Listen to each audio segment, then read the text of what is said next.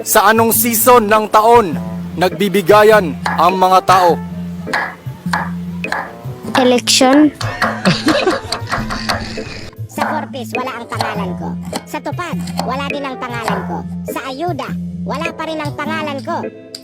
Ngayong botohan, wala rin ang pangalan mo sa listahan ko.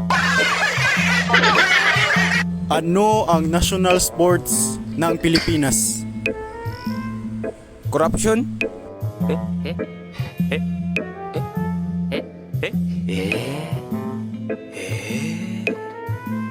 Kapag ang dalawang pango nag-uusap, ang tawag doon, pangungusap. Kapag ang dalawang pango na yon nag-e-exam at nagkokopyahan, ang tawag doon, pangungupit. So tayong mga pango, huwag na tayong mag-usap sa labas. PNPL na lang.